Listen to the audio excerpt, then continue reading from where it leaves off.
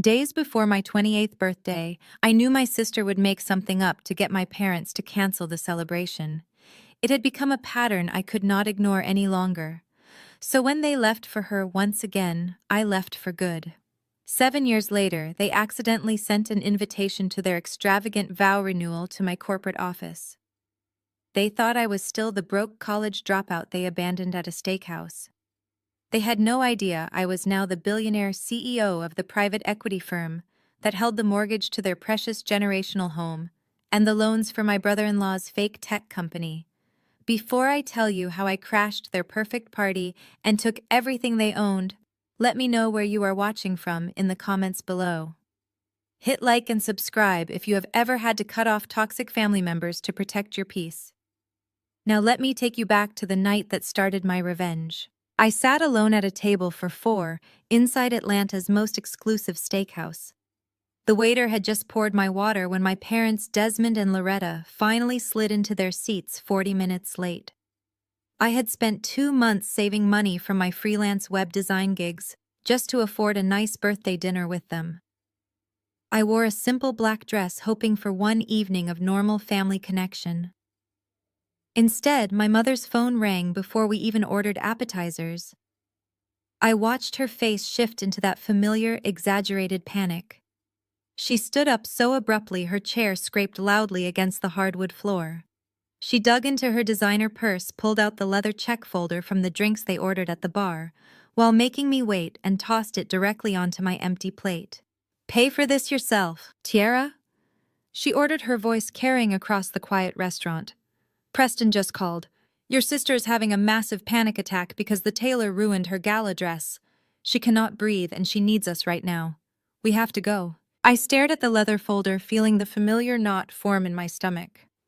"Mom, you cannot be serious," I said, keeping my voice low to avoid drawing attention from the other patrons. "This is my birthday dinner. This is the 5th time this year. Chantel has faked an emergency, right when the attention is not on her." My father Desmond slammed his heavy fist onto the white tablecloth, rattling the crystal glasses. "Do not be selfish, Tiara," he barked, his face twisting with anger. "Your sister marrying a successful white entrepreneur like Preston is the greatest blessing this family has ever seen. They carry the reputation of our entire church community on their shoulders. You are just a nobody freelance web designer working from your living room. You are not busy. Preston is a tech CEO under a lot of pressure, and he needs us to support his wife. Call an Uber and go home." I looked at the man who was supposed to protect me. "Dad, I drove an hour in traffic to get here. I do not have the money to cover your expensive drinks and a ride back." Loretta scoffed, adjusting her pearl necklace. "Then you should have worked harder instead of playing around on your computer all day. You know, Preston just bought Chantel a brand new Mercedes to help with her anxiety. That is what real success looks like. Stop embarrassing us in public and just handle the bill. You are 28 years old. Start acting like an adult." Without another word, they turned and walked out of the restaurant, leaving me completely alone at a table set for a celebration that would never happen. The waiter approached cautiously a few minutes later, handing me the itemized receipt. I felt my chest tighten when I saw the total. $1,500. My parents had arrived early, sat at the bar, and ordered 3 bottles of premium vintage wine to celebrate my father's recent church board appointment on my tab. I pulled out every credit card in my wallet, my hands shaking with a mixture of humiliation and blinding rage. I had to split the massive bill across 3 different cards, completely draining my small emergency savings and maxing out my credit limits just to walk out of the restaurant without being arrested. I sat in the back of the rideshare, staring out at the passing streetlights, feeling utterly broken. For years, I had played the role of the dutiful scapegoat. I had watched my mother drain my college trust fund to pay for Chantel's lavish wedding to Preston. I had endured the constant comparisons and the church gossip painting me as the troubled daughter who could not find a husband. I pulled out my phone, seeking any distraction from the pain, and opened Instagram. The first thing that popped up on my feed was a fresh story from Chantel. The timestamp showed it had been posted exactly 5 minutes ago. My heart stopped. The video showed Chantel and Preston sitting in a dimly lit VIP club. The ruined gala dress was nowhere in sight. Instead, Chantel was wearing a sequined party outfit, holding a glass of champagne to the camera and laughing hysterically. Escaped a boring family dinner to party, she yelled over the loud music. Celebrating my hubby's huge new contract. Cheers. There was no panic attack. There was no ruined dress. There was only my sister intentionally mocking my very existence while my parents rushed across town to blindly comfort her fake tears. In that cold, quiet car ride, I finally understood that my family would never love me. They only loved the control they had over me. And that was the exact moment the old tiara died, and my ruthless plan for sweet ultimate revenge was born. The time for crying was over. It was my turn to win. I stared at the glowing screen of my phone as the rideshare vehicle navigated the dark Atlanta streets. The video looped again and again. Chantel was not having a panic attack. She was not suffocating in a ruined gala dress. She was sitting in a velvet booth at a neon-lit VIP club downtown. Preston sat next to her holding a bottle of expensive champagne. The bass of the club music thumped loudly through my phone speaker. Chantel leaned into the camera wearing a glittering sequin top and a flawless blowout. She took a sip of her drink and laughed her signature piercing laugh. Escaped a boring family dinner to party, she shouted over the music. Celebrating my hubby and his huge new contract. Cheers. She clinked her glass against Preston, who flashed a smug grin at the lens. There were no tears. There was no ruined dress. There was only my sister making a fool out of me while my parents rushed across the city to blindly comfort her. I leaned forward and told the driver to change the destination. I gave him the address to my parents' house in the affluent suburbs. My chest was tight and my hands were shaking, but my mind was completely clear. For my entire life I had been the sensible one. I had been the one who compromised, who understood, who took the back seat so Chantel could shine. I had spent 2 months saving money for a birthday dinner that they ruined without a second thought. I needed to see them. I needed to show them exactly who they had abandoned me for. The car pulled up to their massive brick home 20 minutes later. The neighborhood was quiet, and the manicured lawns looked perfect under the streetlights. I walked up the driveway and unlocked the front door with my key. I expected the house to be empty. I assumed they were still downtown, catering to whatever fake crisis Chantel had orchestrated before she went to the club. But as I stepped into the foyer, I heard the rustling of paper and the soft hum of the television coming from the living room. I walked slowly down the hallway and stopped in the doorway. My mother Loretta and my father Desmond were sitting on the plush cream sofas. They were not panicking. They were not comforting a crying daughter. They were surrounded by expensive wrapping paper and silk ribbons. Loretta was carefully folding silver paper around a large designer jewelry box. Desmond was taping a pristine white bow onto another package. They looked perfectly relaxed. My mother glanced up and her hands froze on the ribbon. She let out a heavy sigh of annoyance. "What are you doing here, Tiara?" she asked, as if I had just interrupted her favorite television show. "I told you to take an Uber home." I stepped fully into the room. "I thought you were rushing to save Chantel," I said, keeping my voice dangerously steady. I thought she could not breathe. Desmond did not even look up from his wrapping. "Preston handled it," he said dismissively. He managed to calm her down, and they decided to take the night for themselves to decompress. "Your sister was under a lot of stress. We came back here to finish wrapping her congratulatory presents for Preston closing his new round of funding. You know how important his tech business is to this family." I walked directly to the coffee table and placed my phone down right on top of the silver wrapping paper. I pressed play on the video. The loud club music filled the quiet living room. Chantel shouted about escaping the boring family dinner. She laughed. Preston smirked. The video looped again. "Look at her," I said, my voice rising. "Look at the panic attack that made you leave me alone on my birthday with a $1,500 bill." She was never stressed. She just did not want to sit through a dinner that was about me. Loretta stared at the screen for a moment. I watched her eyes process the flashing club lights and Chantel's laughing face. For one brief second, I thought I might finally see an apology. I thought she might finally realize how cruel this was. Instead, my mother stood up, her face twisting into a mask of pure indignation. She raised her hand and struck me across the face. The slap echoed sharply in the large room. My cheek burned, but I did not step back. "You are a bitter, jealous girl." Loretta spat, her voice trembling with rage. "You are just jealous because your sister married a rich white man and you are 28 and single. She is building an empire with her husband. She has a public image to maintain, and she needed to de-stress. So what if she exaggerated a little to get out of a miserable dinner with her miserable sister? She deserves to celebrate. You should be happy for her instead of coming in here trying to start drama." I stared at the woman who gave birth to me. The sheer delusion was suffocating. "You abandoned me on my birthday," I whispered. Desmond stood up from the sofa, tossing his tape dispenser aside. He walked past me and headed straight for the hallway closet. "That is enough," he barked.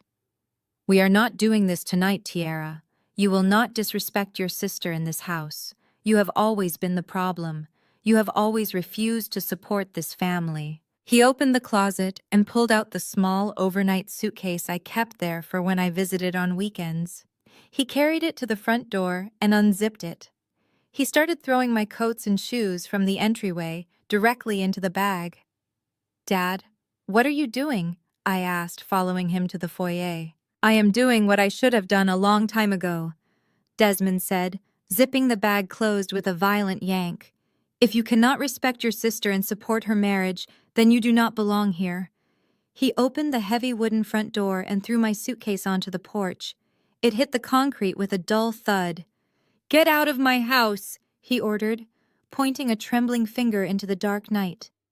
"And do not come back until you learn how to be a supportive family member." I looked at my father standing in the doorway, defending the daughter who lied to him and the son-in-law who used him. I looked past him at my mother, who was already sitting back down on the sofa, picking up her silver wrapping paper as if nothing had happened. They had made their choice completely and absolutely. I did not argue. I did not cry. I picked up my suitcase from the cold concrete and walked away into the dark. That was the last time I saw them. 7 years passed. 7 years of absolute silence. They thought I faded away into nothing. They thought I remained the broke freelance designer they threw out like garbage. They had no idea I spent those 7 years building a financial empire that would eventually swallow their entire world. I bought distressed debt and turned it into billions. I bought properties, businesses, and venture capital funds. And by a twist of pure fate, the invitation to Chantel and Preston for their 10-year vow renewal ceremony was accidentally mailed to the corporate headquarters of the largest debt acquisition firm on the East Coast. My firm. They were throwing a massive party to celebrate their wealth. But they did not know I owned the bank that held the mortgage to the very ground they walked on. I walked up the carpeted stairs to the guest room I had been staying in for the weekend. The silence of the house felt different now. It was not the peaceful quiet of a family home, but the dead silence of a burned bridge.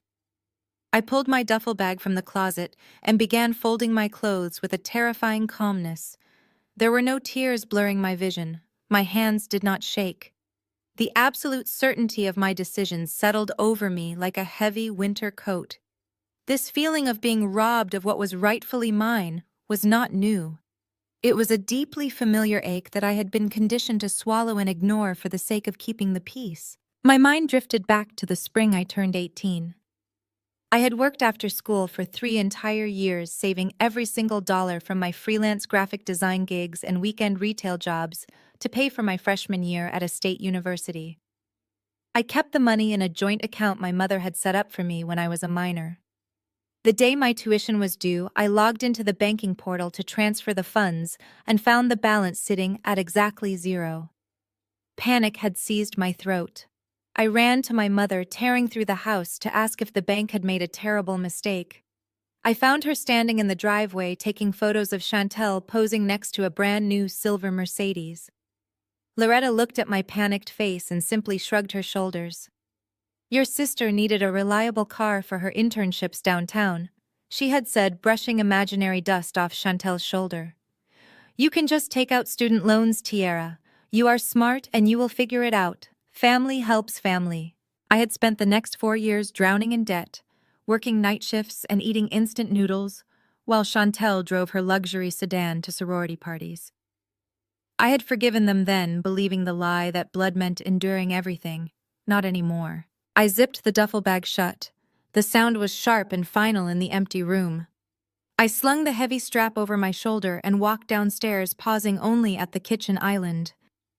I reached into my pocket, pulled out the brass key to their front door, and placed it precisely in the center of the cold marble countertop. It made a quiet clinking sound against the stone. I turned my back on the house that had never been a home and walked out into the humid Georgia night. I did not look back at the manicured lawn or the perfect brick facade. As I ordered my rideshare, my phone buzzed in my palm. The screen lit up with a text message from Loretta. I stared at the glowing letters. If you walk out that door, never come back to this house. You are ungrateful and you are dead to us. I read the cruel words twice. A bitter smile touched my lips. She thought she was punishing me. She thought the threat of exile would send me crawling back to apologize for being upset about my own birthday. She drastically underestimated how liberating it felt to finally be pronounced dead by your abusers. I did not type a response. I did not try to explain my pain or beg for understanding. I pressed my thumb against her contact name and hit block. I went to Desmond's contact and did the same. Then Chantel. Then Preston. I systematically erased every single digital thread connecting me to them. By the time my ride pulled up to the curb, I was a ghost to the people who shared my last name. 7 years passed. 7 years of absolute silence and unrelenting grind. They thought I had faded away into the background of a mediocre life.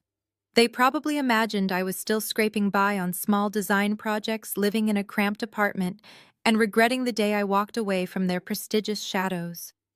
They had absolutely no idea what I was building in the dark. The transition from the girl crying in the back of a rideshare to the woman sitting behind a custom mahogany desk on the top floor of a Manhattan skyscraper was paved with ruthless ambition. I poured every ounce of my trauma into strategy. I learned the financial markets. I studied corporate restructuring and distress assets. I built a private equity and debt acquisition firm from the ground up. I made a fortune buying up the bad debts of failing businesses and holding the creditors accountable. It was a rainy Tuesday morning when my executive assistant walked into my office. She carried a stack of urgent acquisition files and a pristine cream-colored envelope sealed with an embossed gold crest. It was addressed to the corporate headquarters, but the name on the front simply read, Tiara. No last name. I slid a silver letter opener through the thick paper and pulled out the card. Elaborate cursive script announced the 10-year vow renewal ceremony of Chantel and Preston. It was an invitation to a lavish celebration of Black excellence and eternal love. The sheer audacity of the universe made me laugh out loud. They had accidentally sent their extravagant invitation to the largest corporate debt acquisition firm on the East Coast, trying to show off to their business contacts. They wanted to brag about their wealth to a financial institution they thought would be impressed. They had no clue that the founder and chief executive officer of this firm, the woman who quietly bought up the bad debts of failing businesses and over-leveraged individuals, was the very sister they had thrown away. And they certainly did not know that my firm had just acquired the massive underwater loans holding up Preston's fake tech company. They invited a ghost to their party, but they were about to meet their worst nightmare. The Grand Monarch Hotel was the absolute crown jewel of Atlanta luxury hospitality. Its royal banquet hall boasted towering vaulted ceilings dripping with imported crystal chandeliers and expansive floors paved in pristine Italian marble. It was the kind of venue that demanded a small fortune just to walk through the heavy brass doors. As I pulled my matte black Maybach into the exclusive valet lane, I could see the ridiculous ice sculptures and massive walls of rare white roses glowing through the floor-to-ceiling windows. Chantel and Preston had spared absolutely no expense to project their manufactured image of elite success for their 10-year vow renewal. The entire event screamed of desperate validation and fragile egos. I handed my keys to the valet manager, who recognized me instantly and gave a deep, respectful nod. I walked up the sweeping marble steps, feeling the cool evening air against my face and a profound sense of calm washing over me. I was not wearing a gaudy sequined ball gown or rented diamonds to fit their aesthetic. I wore a bespoke charcoal suit tailored to absolute perfection in Milan, with a single rare diamond lapel pin that cost more than my parents' current mortgage. I stepped through the grand entrance and the sheer volume of the party hit me like a physical wave. A string quartet played softly in the corner while waiters in pristine white gloves circulated with silver trays of expensive champagne and hors d'oeuvres. The room was packed with members of our old church congregation, dressed in their Sunday best, trying far too hard to mingle awkwardly with Preston wealthy-looking white relatives. I stood near the top of the grand staircase, simply looking down at the sea of guests. I knew I would not have to wait long. I knew the radar of maternal panic would locate me within seconds. Across the crowded room, my mother Loretta was holding court with a group of Preston aunts. She wore a suffocatingly tight emerald green dress that was trying desperately to look like high fashion. She threw her head back in fake laughter, but as she turned, her eyes scanned the crowd and locked directly onto me. I watched the color completely drain from her face. She excused herself from the wealthy women abruptly and marched toward the staircase, her heels clicking frantically and angrily against the marble floor. She did not greet me with a hug. She did not ask how I had been for the last 7 years, or if I was healthy or happy. She grabbed my arm with a vicious, bruising grip, her manicured acrylic nails digging deep into the expensive wool of my suit, and dragged me roughly into a secluded, dimly lit alcove near the coat check room. "What are you doing here, Tiara?" She hissed, her voice a panicked, venomous whisper. "Who let you inside this building?" I calmly looked down at her trembling hand until she realized her grip was useless and released my arm. "I received an elegant invitation, Mother," I said, keeping my voice perfectly even. "I assumed you wanted me to witness this beautiful celebration of Black excellence and marital success." Loretta let out a harsh scoff, her eyes raking over my tailored suit with absolute disgust. "An invitation? Desmond must have put you on the pity list without telling me. Are you here to beg? Is that it? 7 years of absolute silence and you show up looking like a lost office worker, hoping we will take you back in and feed you." I adjusted my cuffs, keeping my expression completely neutral. "I am not here for charity, Mother. I am doing quite well for myself." Loretta shook her head. Her face pinched with anxiety as she nervously glanced over her shoulder to make sure none of Preston family was watching our interaction. "I do not care why you are here or what little web design gigs you are doing, but you are not going to ruin this magnificent night for your sister. Chantel has built a perfect life, and I will not let your misery and jealousy drag her down. What even is this outfit you are wearing? You look like a man. You could not even find a decent dress to wear to a formal event. Listen to me very carefully, Tiara. If you are going to insist on staying, you are going to stay completely out of sight. Go find your way to table 15. It is in the very back, right by the swinging doors to the kitchen. You stay there, keep your head down, and do not speak to anyone. Do not embarrass us in front of Preston White family. They hold a massive amount of influence in the tech world, and they do not need to know about the pathetic daughter who could not make anything of herself." I looked at the woman who had birthed me. 7 years had not softened her cruelty in the slightest. It had only amplified her delusion. She was so desperate to maintain her proximity to Preston perceived wealth that she was willing to shove her own flesh and blood into the shadows next to the garbage bins. I did not raise my voice. I did not cry like the broken girl she threw out years ago. I simply nodded my head. Table 15. By the kitchen doors. Understood. Before Loretta could scold me further, a loud booming voice echoed down the corridor. "Well, well, well, look what the cat dragged in from the rain." I turned to see Preston sauntering toward us. He wore a velvet tuxedo jacket that screamed arrogant new money, and a smug grin that made my blood run cold. He had a heavy glass of bourbon in one hand, and his face was flushed with the arrogance of a man who believed he owned the entire world. Loretta immediately transformed. Her tense, aggressive posture melted instantly into a fawning, submissive stance. "Oh, Preston, sweetheart, I was just telling Tiara she needs to keep a very low profile tonight. We do not want her stressing out Chantel on her big day." Preston waved his hand dismissively, taking a slow, arrogant sip of his drink. "Let her stay, Loretta. It is actually good for her to see what actual success looks like. This haul alone cost me $80,000 for the night. Maybe seeing this kind of wealth will motivate her to finally get a real job instead of playing on the internet." He stepped much closer to me, his alcohol-laced breath washing over my face. "You are looking a little rough around the edges, Tiara. Freelance life not paying the rent these days." I met his gaze without flinching. "I am doing just fine, Preston." He let out a loud, mocking laugh that echoed in the alcove. "Sure you are." He reached into the inner pocket of his velvet jacket and pulled out a thick silver money clip. He peeled off a crisp $100 bill and threw it directly at my chest.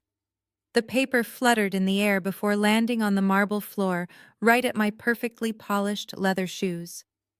"Take this to buy yourself some decent food," he sneered, looking down at me with absolute contempt. "And while you are at it, I have a few crates of reserve wine sitting in the trunk of my car. Be useful and carry them into the kitchen for the catering staff. Give the valets my name." I looked down at the $100 bill resting by my feet. A heavy silence stretched between us. I did not bend down to pick it up. I did not scream at him. I simply smiled, a cold, calculated smile. "That is very generous of you, Preston," I said softly, stepping over the money as I walked past him toward the main ballroom. "But you might want to hold on to your cash. From what I understand, you are going to need every single dollar you have tonight." Preston let out a loud snort of laughter at my warning. He crossed his arms over his velvet jacket and shook his head, looking at me like I was a delusional child. "You really think you can intimidate me, Tiara," he said, his voice dripping with condescension. "I am a tech CEO, and you are a nobody wearing a rented suit. Go find your little table by the kitchen before I have security throw you out into the rain." Loretta grabbed my elbow again, her grip frantic. "Stop this right now," she hissed. "You are making a fool of yourself and you are going to ruin this night. Just walk away and sit down." I did not move a single muscle. I simply stood there watching the arrogant smirk on Preston's face. He was so incredibly certain of his power and his status. He had spent years treating me like dirt beneath his expensive shoes. He had used my parents and drained their finances while pretending to be their savior. He was a parasite dressed in designer clothes, and his entire world was about to collapse. Before Loretta could try to drag me away, the heavy mahogany doors of the alcove swung open. A tall, distinguished man in a pristine tuxedo rushed down the corridor. It was Mr. Sterling, the general manager of the Grand Monarch Hotel. His face was pale, and he held a sleek black leather folio in his hands. He was walking with absolute urgency. Preston saw him approaching and immediately puffed out his chest. He plastered on his fake charismatic smile. "Ah, Arthur, my good man," Preston called out loudly, stepping directly into the manager path. "I was just about to find you. The champagne at table 1 is not quite cold enough. I need you to have your staff bring out the reserve bottles from the cellar right now. We are celebrating a massive victory tonight." Mr. Sterling did not even acknowledge Preston. He did not slow his pace or offer his usual polite smile. He walked right past the velvet-clad groom, completely ignoring the command. Preston's jaw dropped in pure shock as the manager brushed past his shoulder. Mr. Sterling stopped directly in front of me. He snapped his feet together and bowed deeply, his head dipping in a profound display of absolute respect. "Good evening, boss," he said, his voice echoing clearly in the quiet alcove. "I apologize for interrupting your evening, but we have a severe problem with Mr. Preston invoice for the banquet hall." The silence that fell over the space was absolute. It was so quiet I could hear the faint sound of the string quartet playing in the main ballroom down the hall.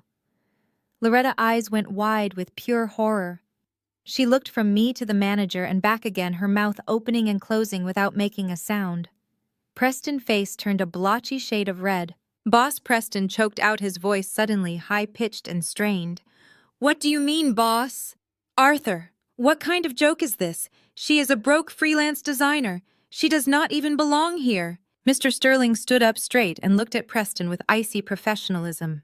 Miss Tierra is the founder and chief executive officer of the private equity firm that recently purchased the holding company that owns the Grand Monarch Hotel, he stated clearly. She is the majority owner of this entire property. Loretta literally stumbled backward, hitting the wall of the alcove. She clutched her chest as if she could not breathe. Her eyes darted over my bespoke suit, finally realizing that the fabric and cut were not rented. They were the mark of true immense wealth. "That is impossible," Preston stammered, running a trembling hand over his face. "This is some kind of trick." "There are no tricks, Preston," I said, my voice smooth and perfectly calm. "Arthur, please explain the issue with the invoice." Mr. Sterling opened the black leather folio and presented a stack of receipts. "When we attempted to run the final authorization for the $80,000 venue fee, the payment was rejected," he explained. "We tried the primary black card on file and 3 alternative corporate accounts linked to Mr. Preston Tech Company. Every single transaction was declined for insufficient funds or frozen assets." Preston's face drained of all its color. He looked like he was going to be physically sick. The arrogant sneer was completely gone, replaced by the panicked stare of a cornered animal. The $100 bill he had thrown at me still lay on the floor near my shoes, looking absolutely pathetic. "Run it again," Preston ordered, his voice cracking slightly. "There must be a glitch with the bank servers. My accounts are perfectly fine. I just closed a massive round of funding last week." "We have contacted the banking institutions directly, sir," Mr. Sterling said without a trace of sympathy. "They confirmed there is no glitch. Your accounts are currently locked." Loretta rushed forward, her panic overriding her shock. "Preston, what is going on?" she demanded, her voice shrill. "Tell them to fix this. You cannot let them embarrass us in front of the entire congregation. Chantel is about to make her grand entrance." Preston was sweating now. Heavy beads of moisture formed on his forehead, and his hands were shaking as he pulled out his phone.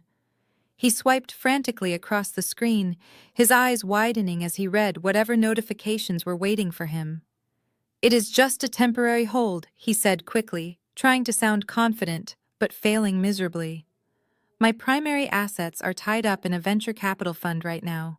We are doing a major corporate restructuring, and the bank must have flagged the large transfers for a security review. It is a standard compliance procedure. I can have my chief financial officer clear this up by tomorrow morning." He looked at me, trying to summon his old authority. "Look, Tierra, I do not know how you managed to buy this place, but you need to tell your manager to back off. I am good for the money. You know I am good for the money. Just put the charge on a temporary ledger and we can settle it on Monday. We are family after all." I let out a slow, soft laugh. It was the same laugh I used in boardrooms when men like Preston tried to bluff their way out of total ruin. "Family," I repeated, letting the word roll off my tongue. 10 minutes ago, you told me to carry your wine crates and eat in the kitchen. 7 years ago, you stood in my parents' living room and let my father throw me out into the dark. We are not family, Preston. We are creditors and debtors." I took a step closer to him, forcing him to look me directly in the eyes. "And regarding your little venture capital fund," I said, lowering my voice, "the one you claim is doing a major corporate restructuring. You are lying. You did not close a new round of funding. You took out a massive high-interest loan from a shadow lender to cover your failing tech company because all of your legitimate investors pulled out 3 months ago." Preston dropped his phone. It hit the marble floor with a sharp crack, but he did not even look down. His entire body was trembling. "How do you know that?" he whispered. "Because I own the firm that bought your debt this morning," I said, delivering the final blow. "Your tech company is bankrupt. Your assets are not tied up in compliance reviews. I froze those assets myself this morning. You are completely broke, Preston. In fact, you are millions of dollars in the negative. And since you cannot pay the $80,000 venue fee for this ridiculous party, I am officially canceling the event." Loretta let out a loud gasp, clutching her emerald dress. "No," she cried out. "You cannot do this, Tiara. The guests are already eating. The White families are here. Chantel is upstairs putting on her second dress. You cannot cancel her vow renewal." I turned to my mother, looking at her tear-streaked face. I felt absolutely nothing. "Arthur?" I said, keeping my gaze fixed on Loretta. "Please instruct the staff to clear the tables and turn on the house lights. Inform the guests that the hosts are unable to cover their bill and the party is over." Mr. Sterling bowed his head once more. "Right away, boss," he said, turning on his heel and walking briskly toward the main ballroom. Preston fell to his knees right beside the discarded $100 bill. He put his head in his hands and let out a pathetic sob. The empire of lies he had built to impress my parents and scam his investors was finally crashing down around him. I smoothed the lapel of my custom suit, stepped around his kneeling form, and walked out of the alcove. The real party was just getting started. I walked out of the dim alcove and stepped into the dazzling light of the main royal banquet hall.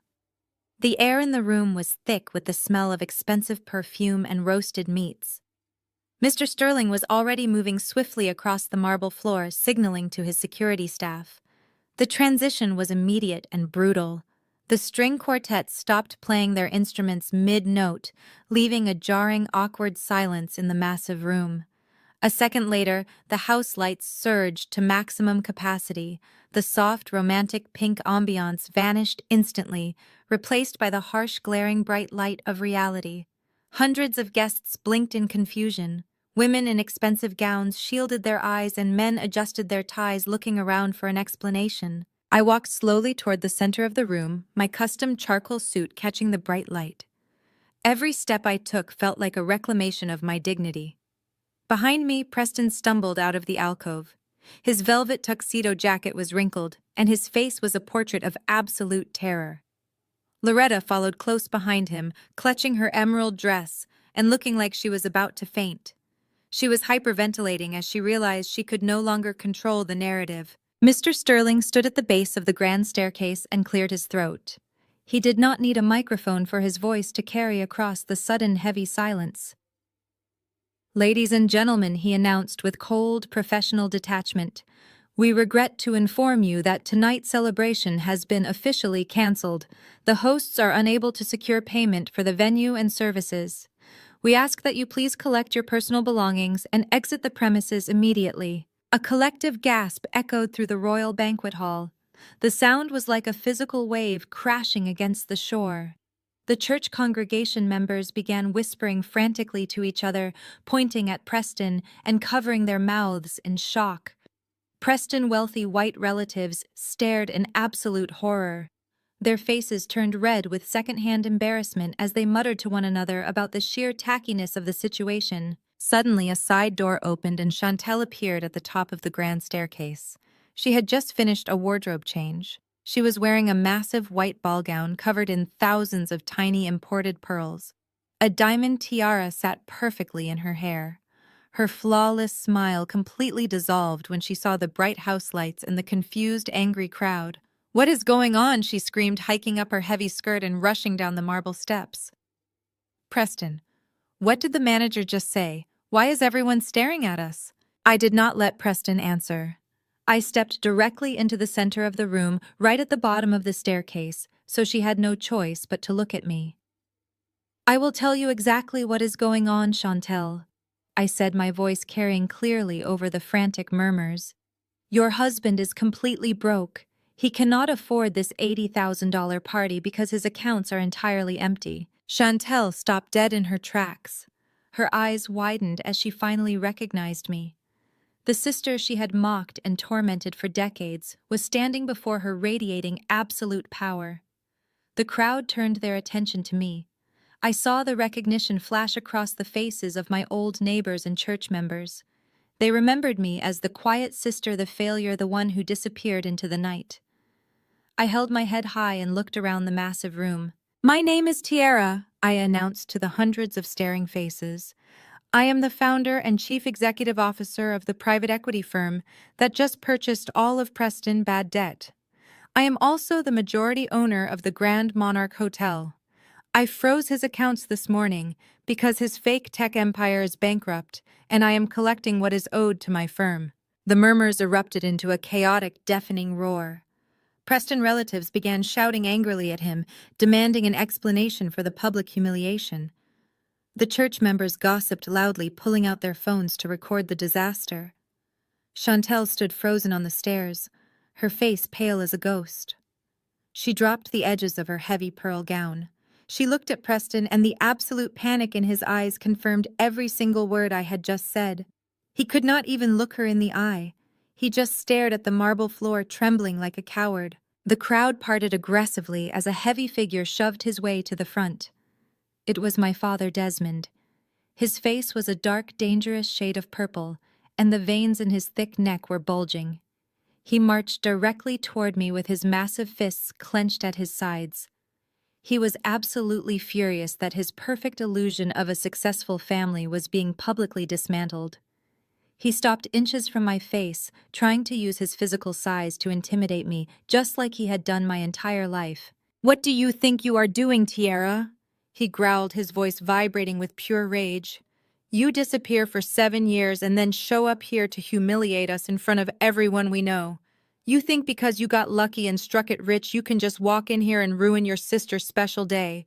You are acting like a bitter child." I stared back at the man who threw my suitcase onto the cold concrete porch 7 years ago. The man who had called me a nobody. I did not step back. I did not lower my eyes. "You threw me away for them," I said, my voice perfectly steady and ice cold. "You chose his fake wealth over your own flesh and blood, and now you are paying the price." Desmond slammed his fist against his leg, ignoring my words completely. He was so blinded by his own arrogance that he still thought he could control me. "Family helps family," he barked loudly enough for the front row of guests to hear. "We do not destroy each other in public. You need to remember where you came from. I am ordering you to act like a supportive sister for once in your life. You will unfreeze your brother-in-law accounts right now, and you will let this party continue. We can handle whatever business issues he has tomorrow, but you will not embarrass this family tonight." I looked at his red, furious face, and the sheer audacity of his demand washed over me. He still thought I was the obedient scapegoat. He still thought I existed to serve Chantel. I threw my head back and let out a loud, piercing laugh that silenced the entire room. The sound bounced off the vaulted ceilings, and the crystal chandeliers echoing with absolute authority. I stopped laughing and locked my eyes onto Desmond. "You want to protect him, Dad?" I asked, my voice dropping to a deadly, serious whisper that carried across the breathless room. "Do you even know what your precious son-in-law company actually does?" Desmond stared at me, his mouth opening and closing like a fish pulled out of water.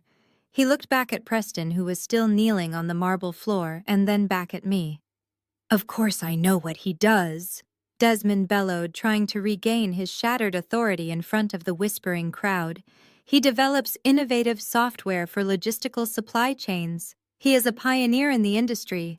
He was just featured in a major business magazine last month. You are just trying to tear him down because you have never built anything successful in your entire life." I shook my head slowly, letting out a heavy sigh of genuine pity. "He builds absolutely nothing, Dad," I said, my voice carrying to every corner of the silent room. "His company is an empty shell. He bought a pre-packaged algorithm from a bankrupt startup 5 years ago and spent all of his investors' money on leased luxury cars, private jets, and a ridiculous mansion to impress people like you. When his initial investors realized he had no actual product, they pulled their funding completely. To keep up this pathetic illusion of wealth, he took out massive predatory loans from shadow lenders. He used the company assets as collateral for personal expenses. And now I own every single one of those debts. He does not have a single dollar to his name.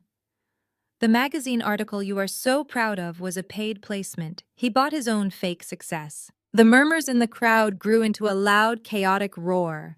Preston's wealthy relatives were whispering frantically to each other, pointing at him with expressions of total disgust. Several of them were already edging toward the coat check room, eager to distance themselves from the massive fraud. Desmond's face turned pale. He looked at Preston, waiting for him to deny it, but Preston just kept his head down, staring at the floor. The illusion was completely broken. Then I saw the exact moment Chantel realized she was losing her audience. I watched her eyes dart around the room, taking in the horrified faces of the guests and the pathetic sight of her ruined husband. She knew the truth was out, and she knew she could not buy her way out of this humiliation. So she did what she had always done since we were children. She manufactured a crisis to make herself the ultimate victim. Chantel let out a piercing, dramatic shriek that echoed off the high vaulted ceilings. She bent forward at the waist and grabbed her stomach, her face contorting into a mask of pure agony. She stumbled backward on the marble steps, knocking over a massive crystal vase of white roses. The glass shattered across the floor as her heavy pearl gown pooled around her legs. She collapsed onto the stairs and began to wail loudly, rocking back and forth. "Oh my God!" she screamed, tears instantly streaming down her face. "My baby! The stress. I cannot breathe. You are stressing me out, Tiara. You are hurting my baby." Loretta screamed and threw herself onto the stairs next to her golden child. She wrapped her arms around Chantel's shoulders, frantically petting her hair. Desmond rushed over, his face twisted in absolute panic. The entire banquet hall erupted into chaos. Church members gasped and covered their mouths in horror. People started shouting for someone to call an ambulance. Chantel wailed louder, clutching her stomach and burying her face in Loretta's shoulder. "My baby," she sobbed, her voice echoing through the massive room. "I am pregnant and she is causing a miscarriage. She is doing this on purpose because she has always been jealous of me. She wants to ruin my family because she could never have one of her own." Loretta snapped her head toward me, her eyes filled with absolute hatred. She looked like she wanted to tear me apart with her bare hands. "You monster!" she screamed over the noise of the frantic crowd. "You cold-blooded monster! Are you happy now? You come in here to ruin her beautiful night, and now you are trying to kill your own niece or nephew. You are sick. You are a demon. I always knew there was something deeply wrong with you. You could not stand to see your sister blessed with a child, so you came here to destroy it." Desmond stood up and pointed a trembling finger at me. "If she loses this child, I will make sure you spend the rest of your life paying for it," he roared. "Someone call a doctor right now." I stood completely still at the bottom of the staircase. I did not flinch. I did not step back. I just watched the theatrical performance unfolding in front of me. I remembered when we were teenagers and Chantel faked a severe asthma attack so she would not have to face the consequences of crashing my father's car. I remembered her faking food poisoning to get out of my college graduation dinner. She was a master manipulator, and my parents were her willing puppets. But this time, she had played the wrong card. I slowly walked over to the side of the grand staircase, where a sleek digital control panel was mounted on the wall. The hotel staff used it to manage the audio-visual equipment for large events. I tapped the screen and navigated to the projector controls. Mr. Sterling had already linked my secure tablet to the system when I arrived, just in case I needed to present my findings. The massive projector screens dropping down from the ceiling were supposed to display a romantic slideshow of Chantel and Preston 10 years of marriage. Instead, the screens hummed to life, casting a bright, harsh white light across the darkened banquet hall. The giant displays illuminated the room and silenced the chaotic crowd. Every single guest turned to look at the massive screens hanging above the royal banquet hall. Chantel stopped wailing instantly. She peeked out from Loretta's shoulder and looked up at the massive projection. The color drained completely from her face. Her fake tears dried up in a matter of seconds. Displayed on the massive screens in high definition was a digitized medical document. It was a surgical report from a prominent fertility clinic downtown. The name at the top of the file was Chantel Blackwood. The date on the document was clearly marked from 4 years ago. Every medical code and signature was plainly visible for the hundreds of guests to read. I stepped back to the center of the room and looked up at my sister, who was now frozen in absolute terror on the marble steps. "It truly is a modern medical miracle," I said, my voice amplified by the perfect acoustics of the grand hall. I stared directly into her panicked eyes. A woman who voluntarily went into a clinic and got her tubes tied 4 years ago because she, quote, despised the idea of ruining her body with children, is somehow miraculously pregnant tonight. The ballroom erupted again. Women in the front row gasped, while Preston's wealthy relatives began murmuring in total disgust. Chantel scrambled backward on the stairs, trying to hide behind Loretta. "How did you get this?" Chantel shrieked, her voice cracking. "That is private medical information. You hacked my files. You are a criminal." "I did not hack anything," I said, projecting my voice clearly over the outrage. "I simply bought the building and the business. That elite private clinic went completely bankrupt 6 months ago. My private equity firm acquired their physical assets and their outstanding ledgers during the liquidation. It turns out you never actually paid your bill for the tubal ligation you received 4 years ago. Your name and your specific procedure were listed right there on the unpaid debts ledger that was legally transferred to my company. You wanted the luxury procedure, but you refused to pay the $30,000 invoice. That unpaid debt made your medical procedure a matter of corporate financial record." The church members who had just been praying for Chantel's unborn child began shaking their heads.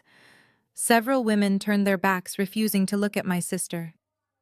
The illusion of the golden child was completely shattered. Chantel was not a tragic victim of circumstance. She was a calculated liar who had just tried to fake a miscarriage to manipulate a room full of people. Her manufactured perfection crumbled into dust before our eyes. Preston's face contorted with violent rage. The humiliation of his fake wealth being exposed, combined with his wife humiliating herself, pushed him over the edge. Seeing his carefully constructed world reduced to a public joke shattered his restraint. He let out a loud, furious roar and lunged across the floor toward me. His heavy dress shoes slapped against the marble as he charged forward with his fists raised. The hotel security guards immediately stepped forward, but I raised my hand and signaled for them to hold their position. Preston stopped just inches from my face, panting heavily. His velvet jacket was soaked with sweat. He pointed a trembling finger directly at my chest. "You violated HIPAA!" he screamed, his spit flying through the air. "You broadcasted private medical records to a room full of people. I am going to sue you, Tiara. I will tie you up in court for the rest of your life. I will sue you until you are completely bankrupt and begging on the street. I will destroy your firm and take every single thing you own." I stood my ground and looked at his red, sweating face. I simply tilted my head and stared at him with pure calculation. I let his threats hang in the air, allowing the sheer desperation of his words to echo through the quiet banquet hall. "Sue me," I said softly, letting a slow, cold smile spread across my face. "Sue me with whose money, Preston? Do you plan to pay your corporate lawyers with the same empty accounts that just got declined for your venue fee? Or maybe you plan to use the millions of dollars you stole from the pension funds of elderly retirees?" I stared at his red, sweating face and tapped the glass screen of my tablet one more time. The giant displays above us shifted instantly. The medical records vanished and were replaced by a dizzying web of financial documents, bank statements, and offshore account ledgers. I turned my back to Preston and faced the crowd. I raised my voice so every single person in the hall could hear me over the growing chaos. "Your brilliant tech CEO does not own a software company," I announced, pointing up to the massive glowing screens. "He owns a pyramid of shell companies. He has not sold a single product in 4 years. Every single graph he ever showed you, every quarterly report, every projected earning was completely fabricated." I tapped the screen again, zooming in on a highlighted bank transfer that was linked to a holding company in the Bahamas. "He runs a textbook Ponzi scheme," I explained, watching the faces in the crowd begin to drop as the reality of my words sank in. "He takes money from new investors and uses it to pay fake dividends to his older investors to keep them quiet. He used your investments to lease his private jets, to buy his velvet jackets, and to pay for this ridiculous party.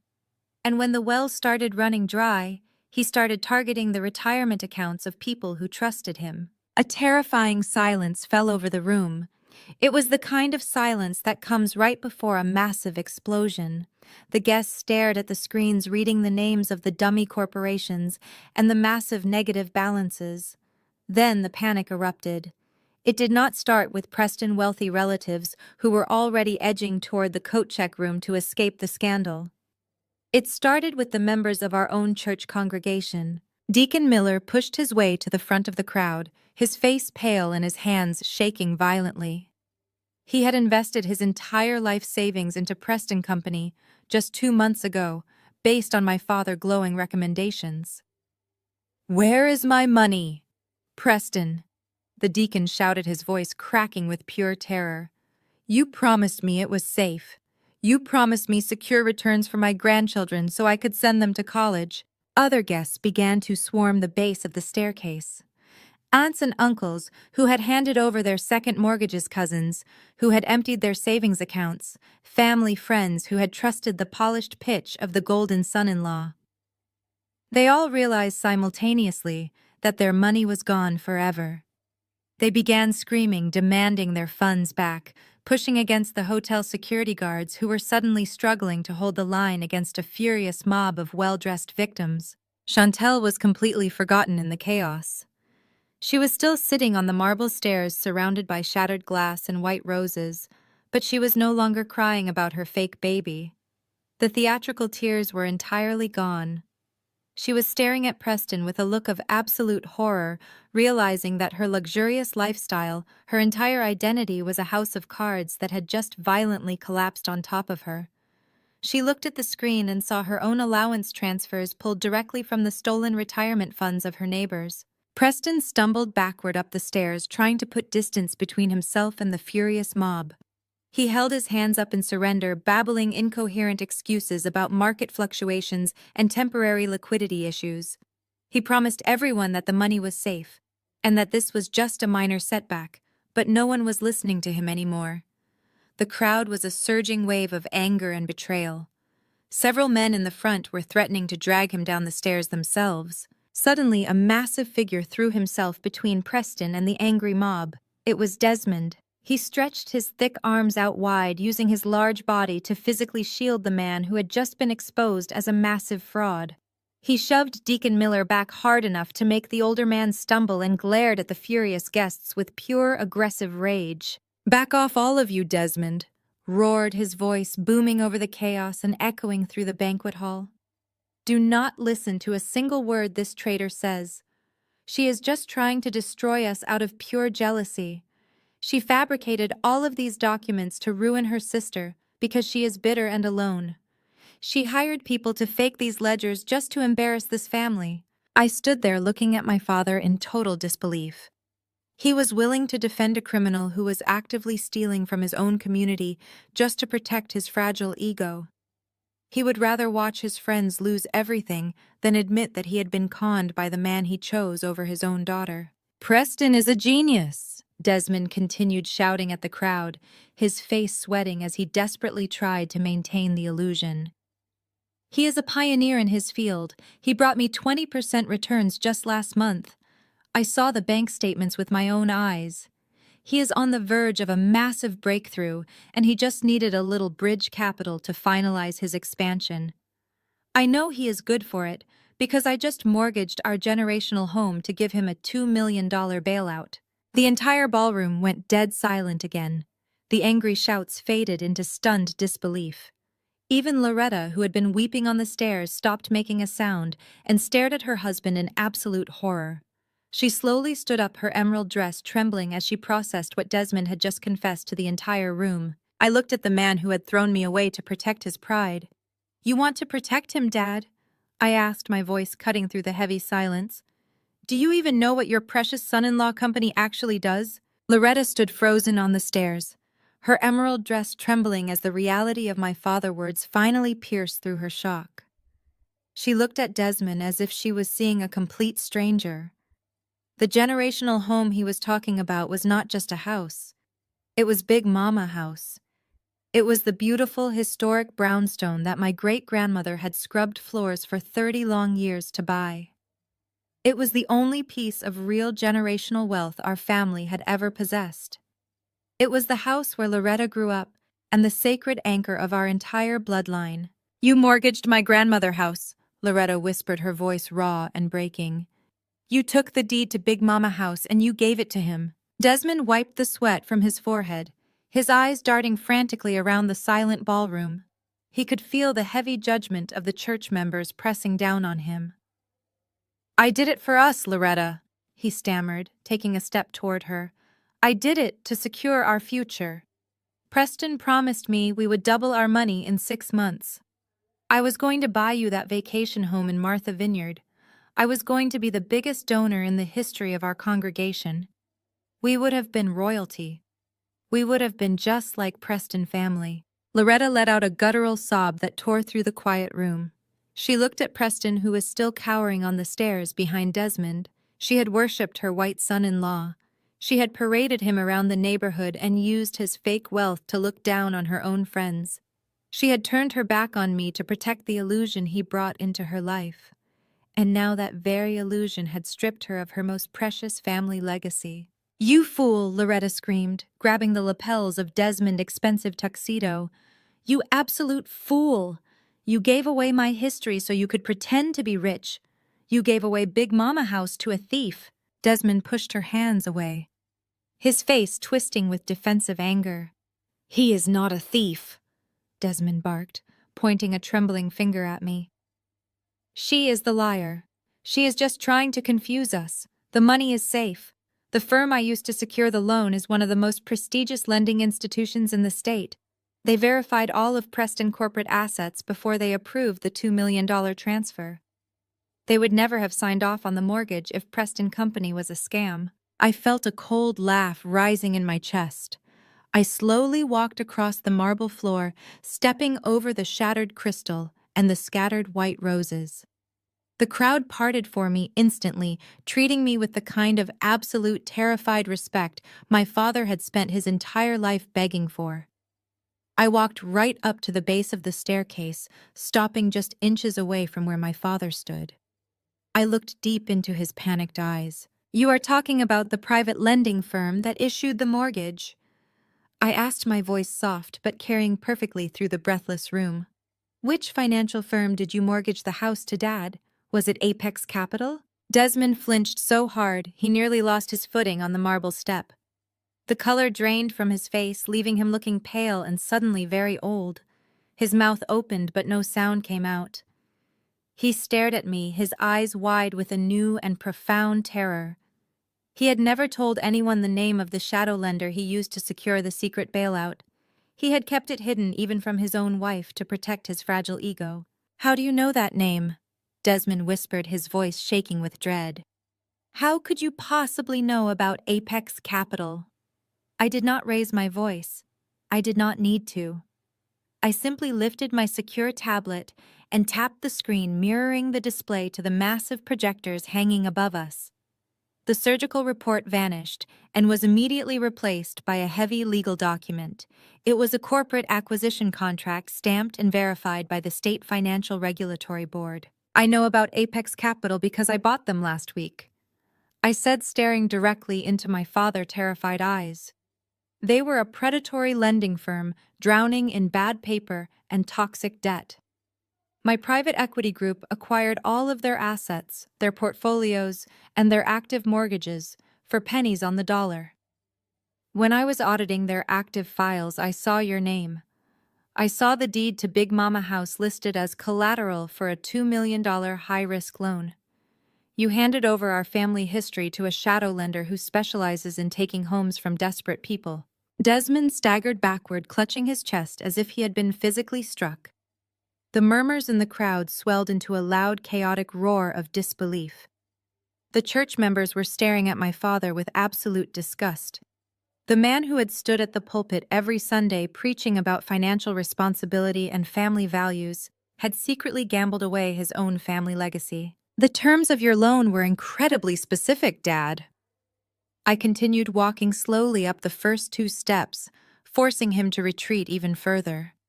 "You agreed to a predatory interest rate with a balloon payment due in 30 days. You signed a contract stating that if you missed a single payment, the lender could immediately seize the property without a standard foreclosure process. You were so desperate to impress Preston and his wealthy friends that you did not even read the fine print.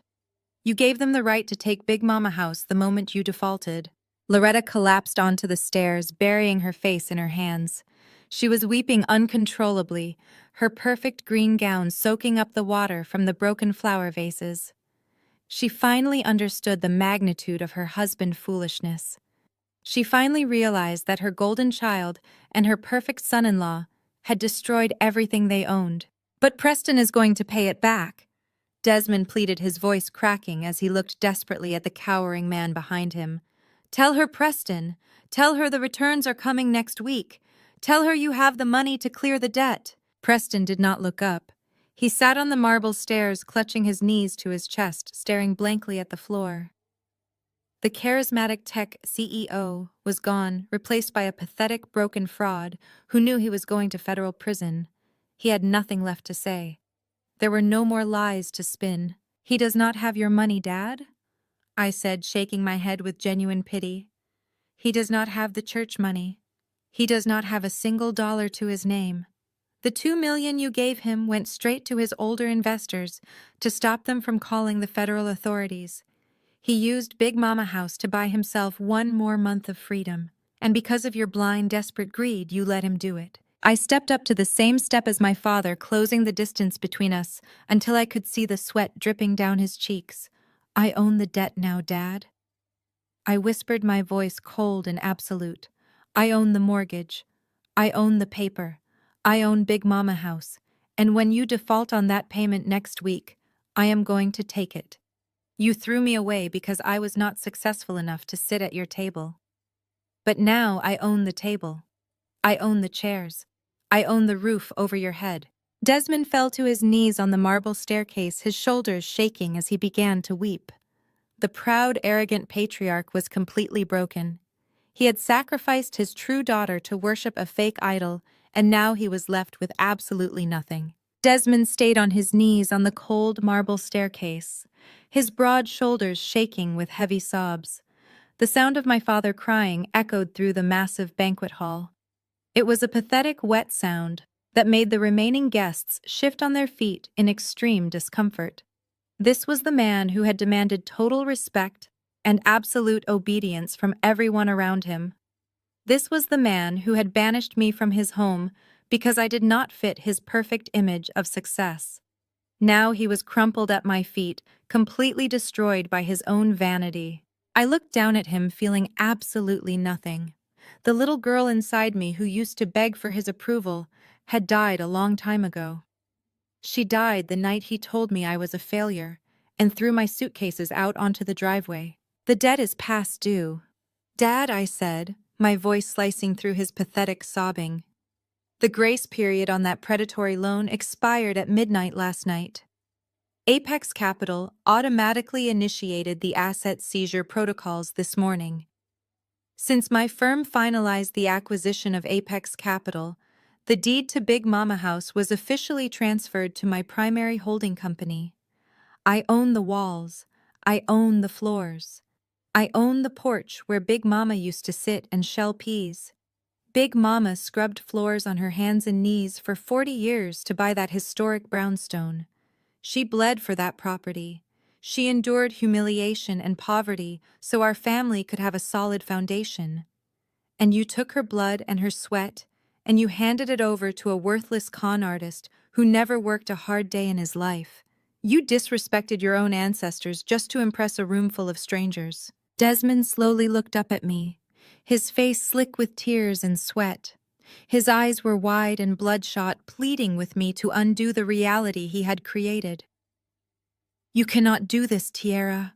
He choked out, his voice barely a whisper. That is our home. Where are we supposed to go?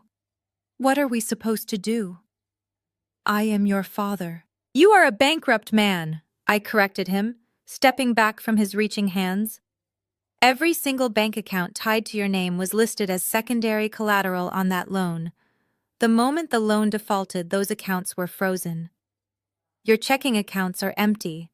Your retirement fund was drained to pay the initial installment. The luxury cars you leased to impress your church friends are going to be repossessed by the end of the week. You do not have a single cent to your name. You are officially entirely bankrupt. Every credit card you own is maxed out and blocked. Your country club membership is going to be revoked by Monday morning. The people in this room who used to look up to you are going to spit when they hear your name. You will be a total outcast in your own community. The church board is probably drafting your excommunication papers right now. You wanted to be royalty, but tomorrow morning you will wake up as a complete peasant. The murmurs in the crowd started up again, but this time they were not aimed at me. The church members were staring at Desmond and Loretta with sheer disgust.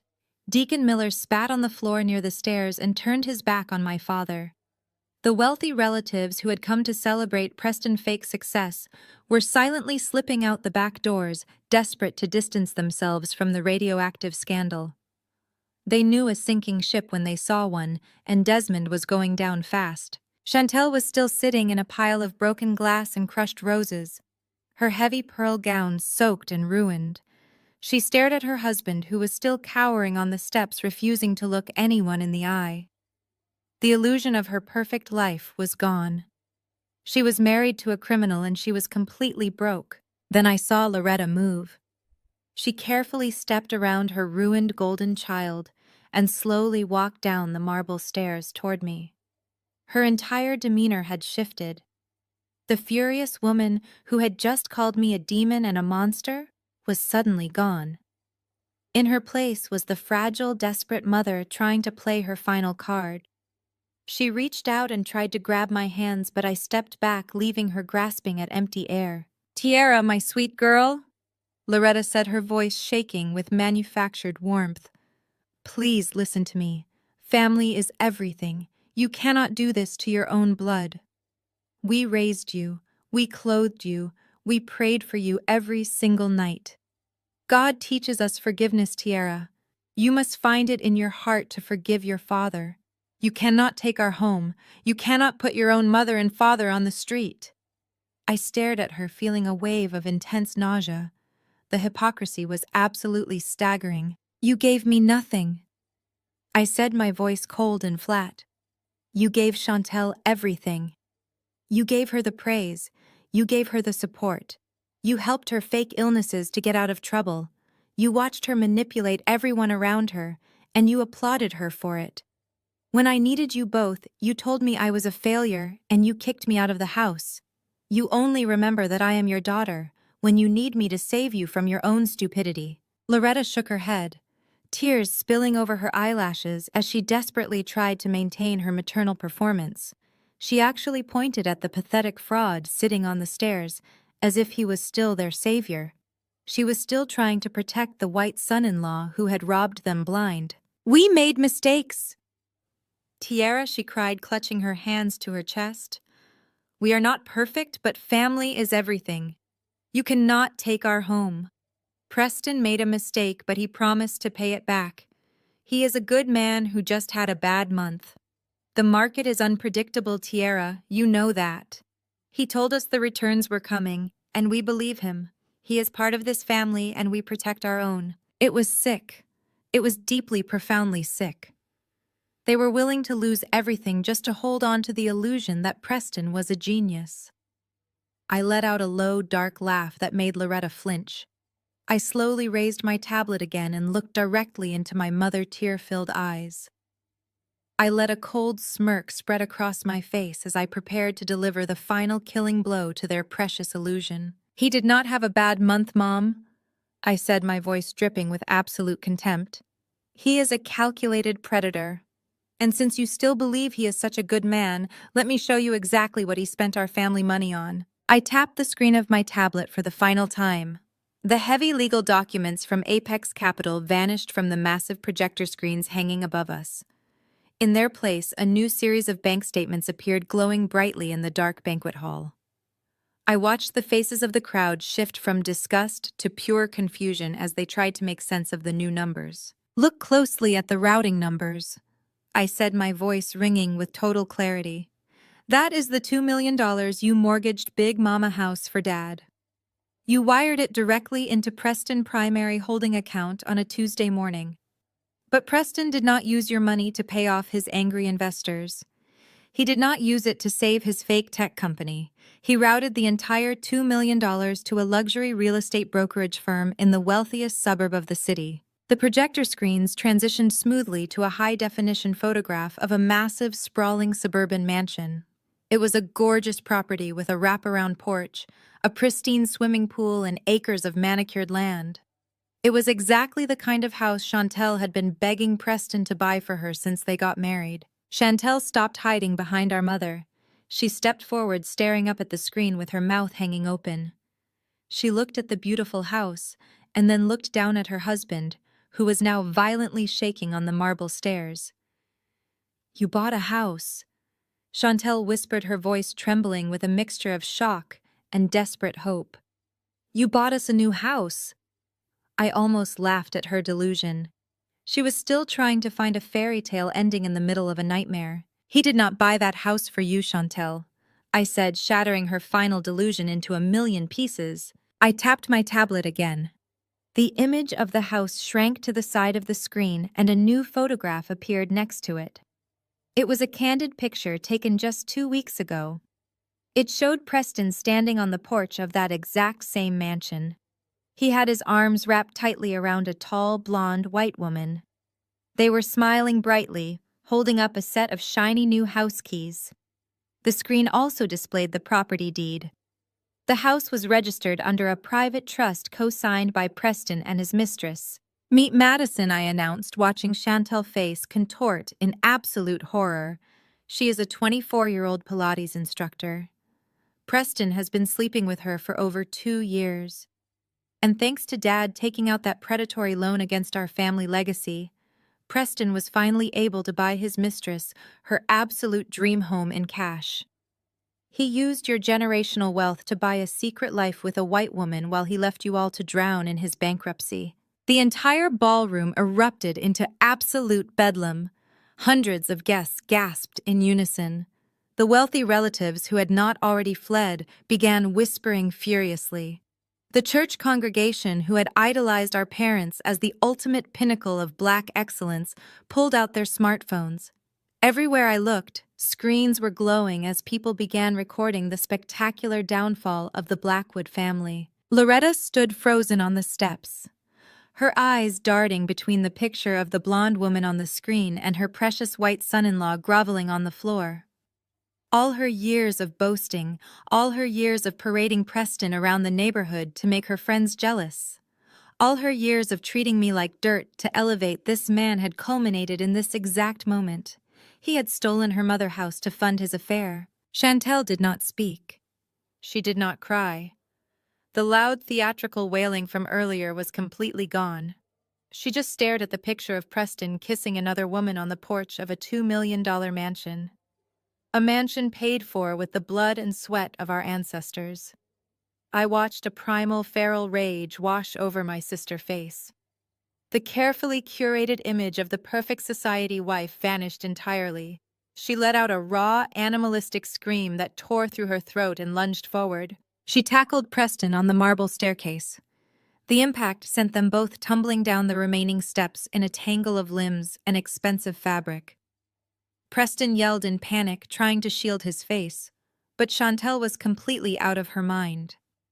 She straddled his chest, her heavy pearl wedding gown ripping at the seams as she began raining vicious blows down on his head and face. "You stole my life!" she shrieked, her hands tearing at his hair and scratching wildly at his face.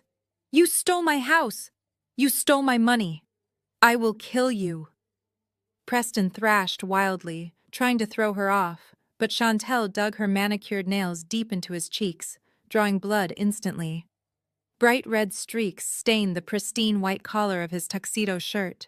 He screamed in pain as she ripped the velvet lapels of his jacket, tearing the fabric to shreds. Desmond stood frozen in shock, unable to process the violent brawl happening right at his feet. Loretta shrieked for security, but the guards were still holding back the angry mob of defrauded investors who were cheering Chantel on. The beautiful, elegant royal banquet hall had descended into a bloody, chaotic street fight.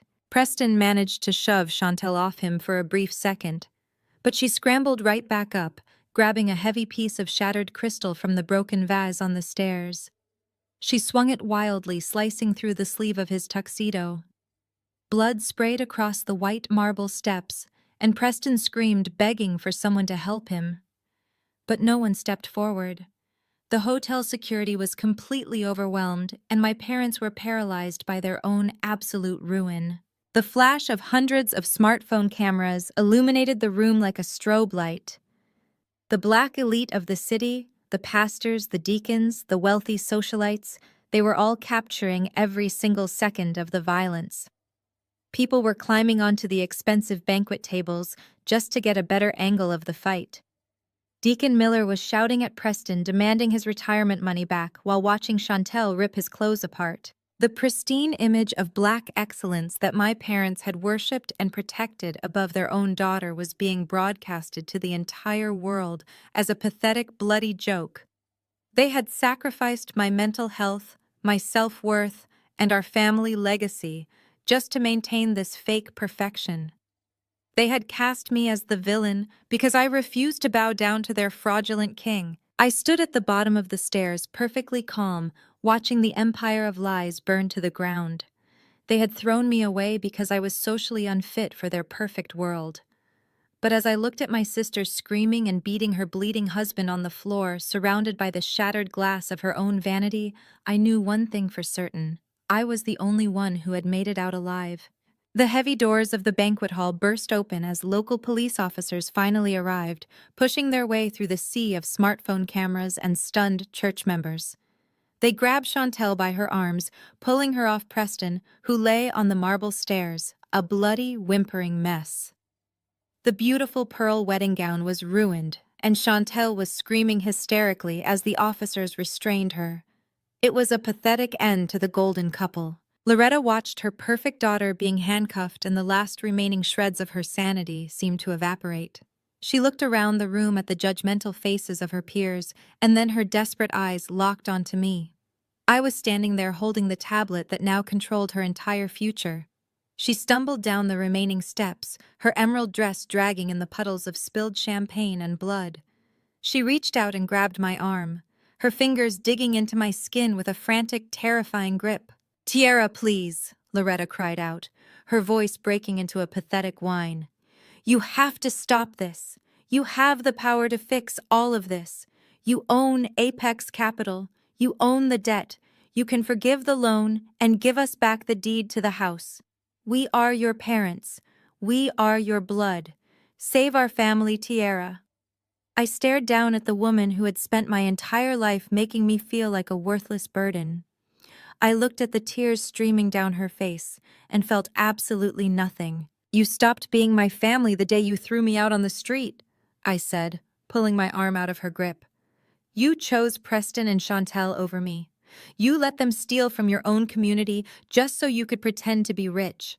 You do not get to call me family just because you are bankrupt and facing the consequences of your own greed." Loretta's face contorted with a mixture of rage and panic.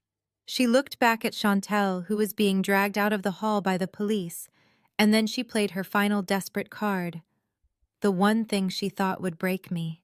"Big Mama is looking down from heaven right now," Loretta sobbed, falling to her knees and grabbing the hem of my dress. "She would be so ashamed of you, Tiara. She would be heartbroken seeing her granddaughters tearing each other apart like this. Big Mama loved this family. She built this family. You cannot take her house away from us. Save our family for Big Mama." The temperature in my veins dropped to absolute zero. A cold, numb fury settled deep in my chest. For years I had bitten my tongue when they used my great-grandmother memory to manipulate me. Big Mama was the only person in this family who ever showed me unconditional love. She was the one who encouraged me to build my business, while my parents mocked my ambitions. Hearing her name come out of Loretta's mouth right now was the ultimate insult. My eyes turned to absolute ice. I stepped back, forcing my mother to let go of my dress. She looked up at me, expecting to see submission or guilt, but she only saw pure, unfiltered rage. "You dare mention Big Mama to me?" I asked, my voice dropping to a low, dangerous pitch that made the remaining guests fall completely silent. You dare invoke her name to save yourself after what you did. Loretta blinked rapidly, her fake tears faltering as she sensed the shift in my demeanor. "What are you talking about?" she stammered. "Let us talk about Big Mama," I said, taking a step closer to her. "And while we are at it, let us talk about the $100,000 trust fund she left specifically for me." Desmond, who was still sitting on the floor nearby, suddenly scrambled backward, his face turning the color of ash. Loretta gasped and put her hand over her mouth. They thought I did not know. They thought they had buried that secret forever. I tapped my tablet and swiped the screen, projecting a new document for everyone in the room to see. It was a copy of Big Mama's last will and testament, along with a series of bank transfer records from 7 years ago. "When Big Mama passed away, she knew exactly who you people were," I said, projecting my voice so every remaining church member could hear me clearly. "She knew that you favored Chantel, and she knew that you constantly belittled my business ideas. She wanted to make sure I had a safety net. She left a private trust fund in my name. $100,000 meant exclusively for my college tuition and my startup capital." Loretta shook her head frantically, her eyes darting around the room. "No, that is a lie," she whispered. "There was no trust fund." "The bank records do not lie, Mom," I said, pointing to the glowing screen above us. "Big Mama designated Dad as the executor of the trust until I turned 21. But when I was 19 and struggling to pay for my graphic design courses, I came to you begging for help. You told me the family had no extra money. You called me a failure and told me to drop out." I paused, letting the weight of my words sink into the silent room. "What you did not tell me," I continued, "was that 3 days before I came to you asking for help, you and Dad had liquidated my entire trust fund. You forged my signature on the withdrawal documents. You stole $100,000 from your own teenage daughter." The crowd gasped in unison. Someone in the back yelled out in disgust.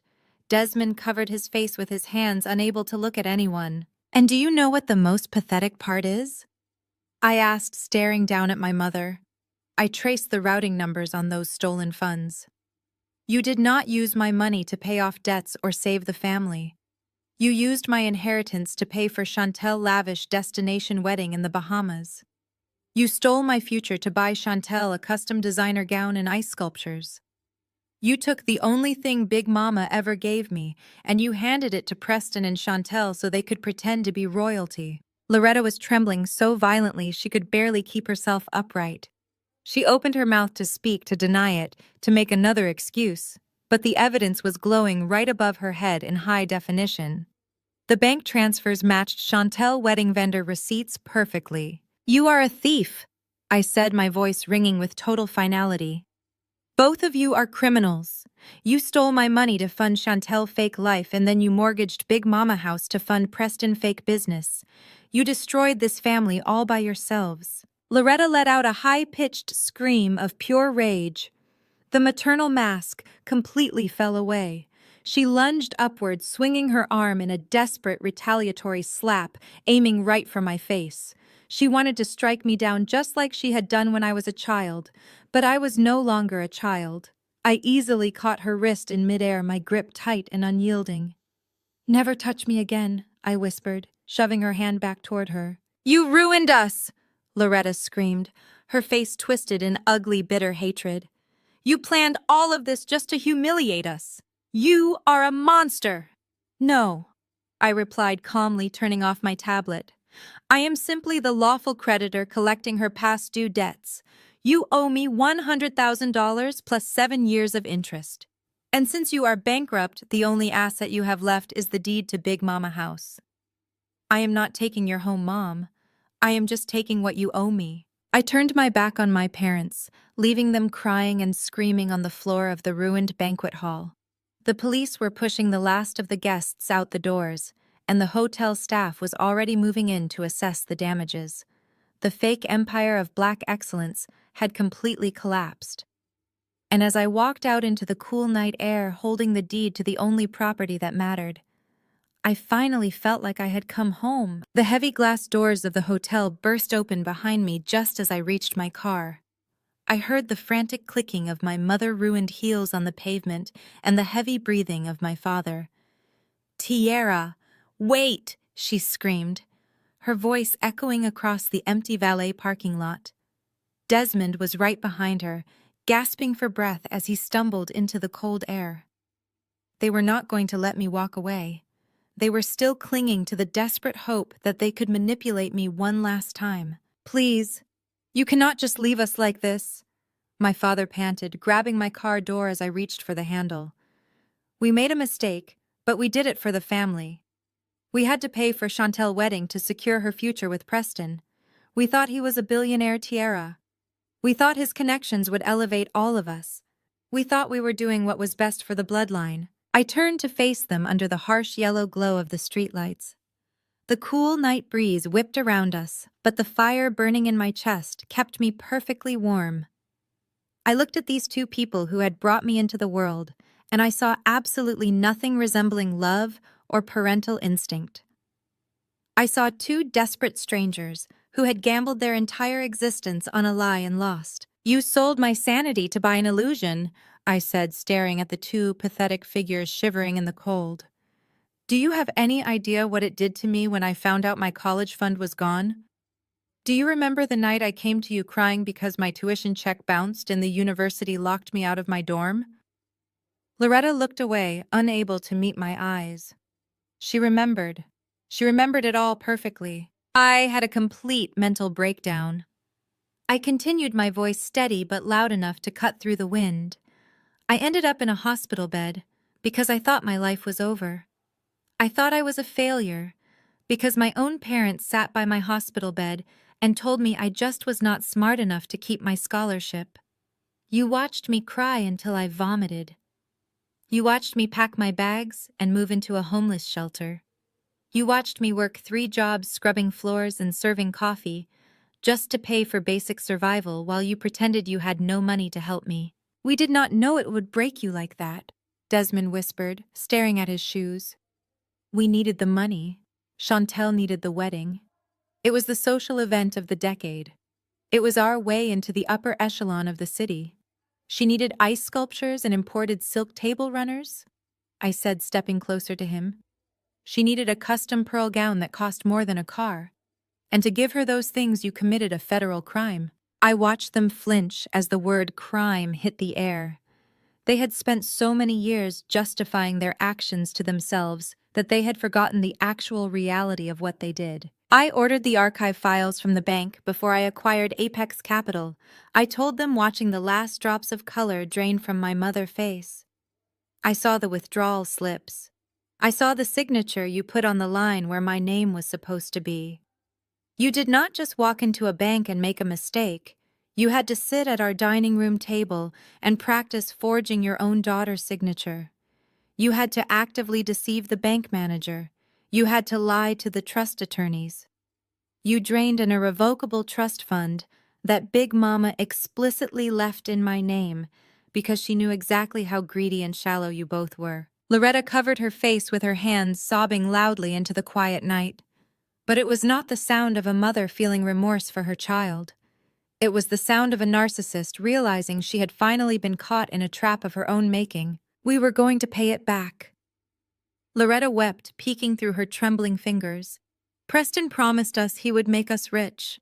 We thought we could just borrow the money and replace it before you ever found out. We thought Chantel's marriage would bring enough wealth to set you up for life too. We did it for you too, Tierra. Do not ever say you did anything for me," I snapped, my voice cracking like a whip across the parking lot. "You did not just play favorites. You did not just neglect me. You actively destroyed my life to fund a party for a con artist.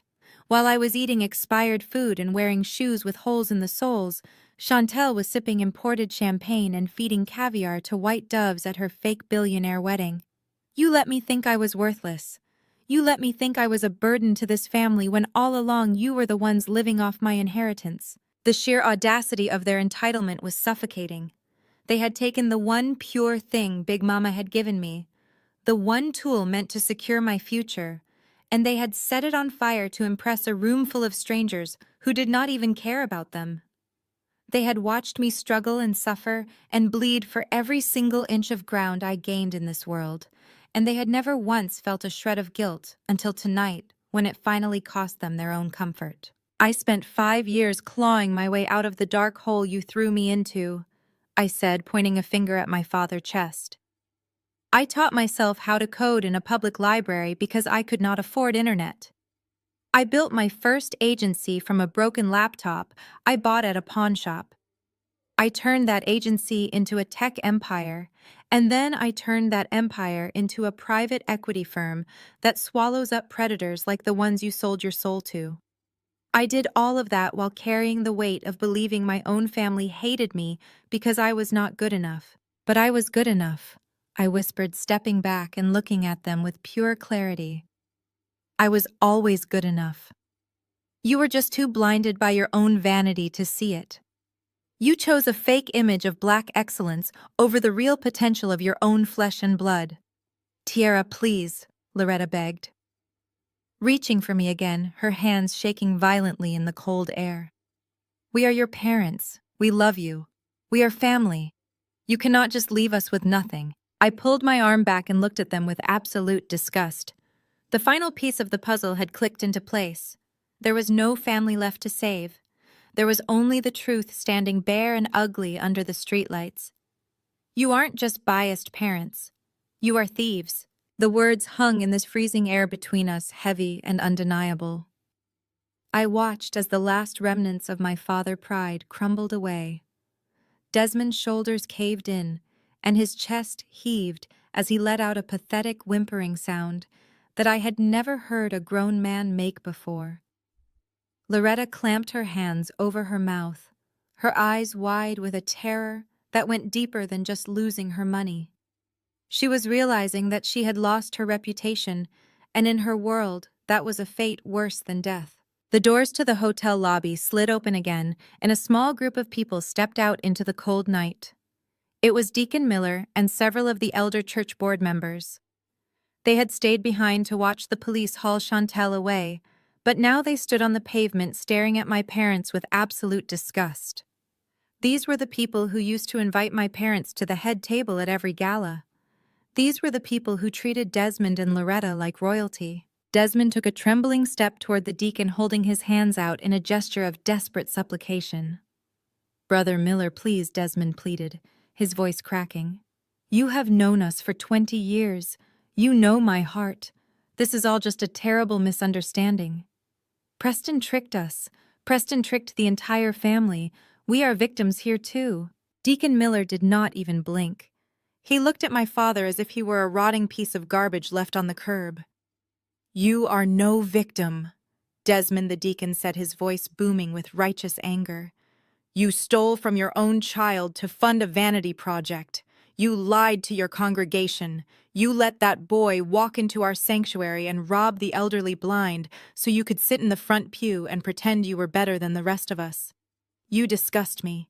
The church board will be filing a formal injunction tomorrow morning, and you are never to step foot on our property again." The group of church elders turned their backs simultaneously and walked toward the valet stand without looking back. My father let out a strangled cry and fell to his knees right there on the dirty pavement. His expensive tuxedo pants soaked up the cold, muddy water pooling near the curb, but he did not care. He was completely broken. His entire identity had been wrapped up in what those people thought of him, and now he was nothing to them. Loretta collapsed right next to him, the ruined silk of her emerald dress wrapping around her legs like a deflated balloon. The sight of them both kneeling on the concrete, weeping uncontrollably, was something I thought would bring me joy. For 7 long years, I had fantasized about the moment they would finally realize what they threw away. I had imagined their apologies, their tears, their desperate pleas for my forgiveness. But standing there looking down at them, I just felt empty. The towering monsters of my childhood were gone, replaced by 2 pathetic, greedy strangers who had gambled their lives on a shiny lie. "Tiara, please," Loretta wept, grabbing blindly at my ankles. "Please, my beautiful, brilliant girl. We were wrong. We were so incredibly wrong. We were blinded by pride, and we admit it. We are begging you for a chance to make it right. Let us start over. Family can heal from anything. We can be a real family now, just the three of us. Desmond looked up at me, his face streaked with dirt and tears. He nodded frantically, his hands clasped together in front of his chest. Yes, Tiara, please, he begged, his voice pathetic and small. I will do whatever it takes. I will get a job. I will pay you back every cent of that trust fund. Just give us a chance. You cannot take Big Mama House. It is all we have left in this world. Without that house, we have absolutely nowhere to go. We will be on the street. Please, daughter, have mercy on us. They were literally begging for their lives.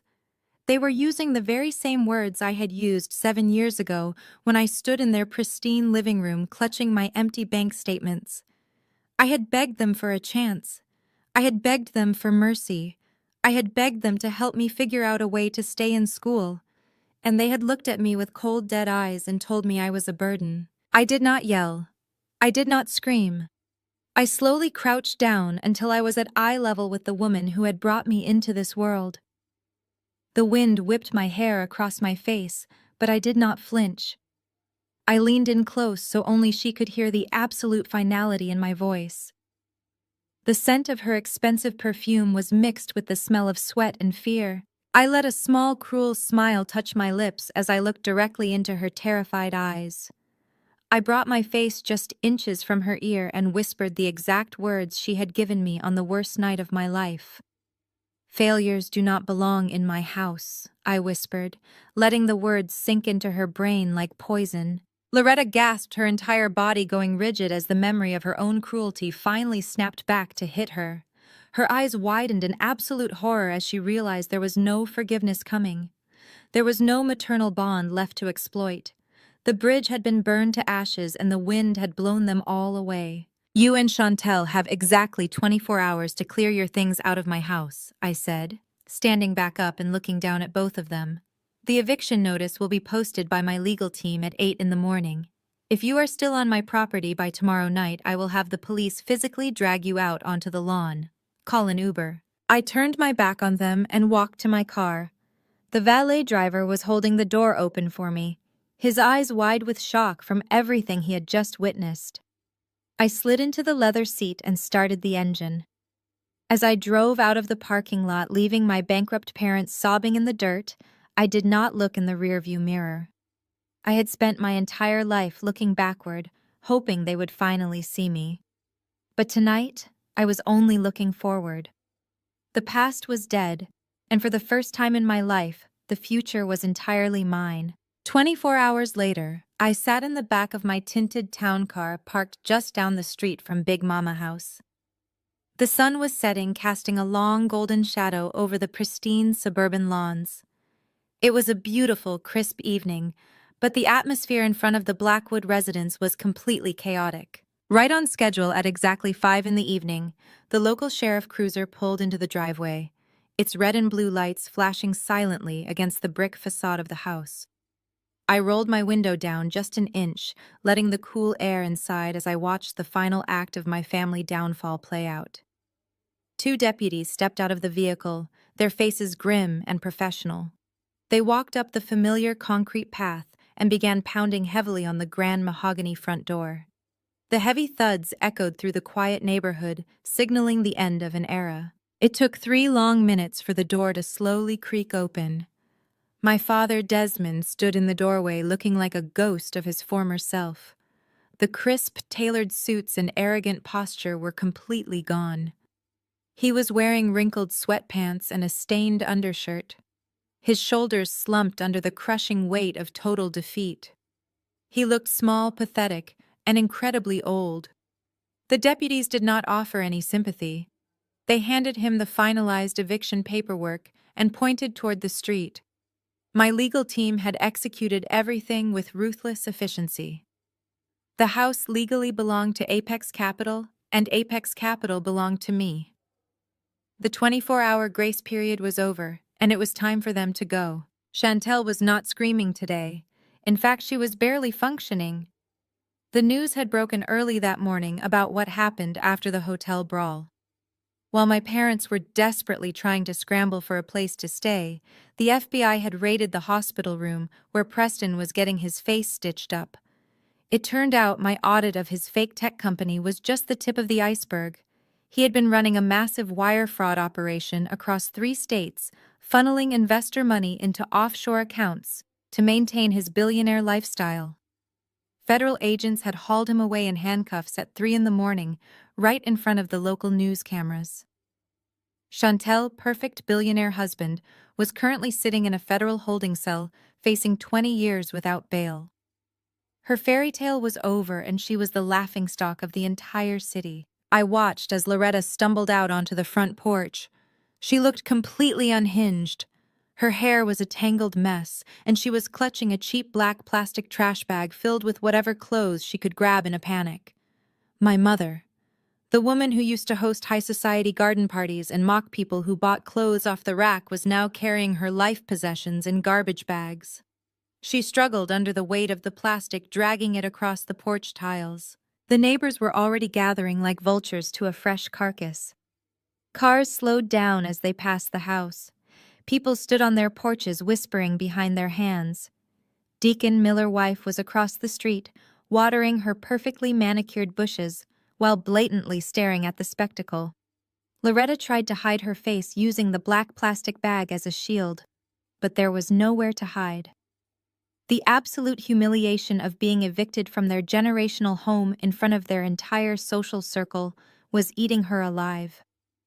All the lies, all the posturing, all the desperate attempts to look wealthy had led them right back to the bottom. Then came Chantel.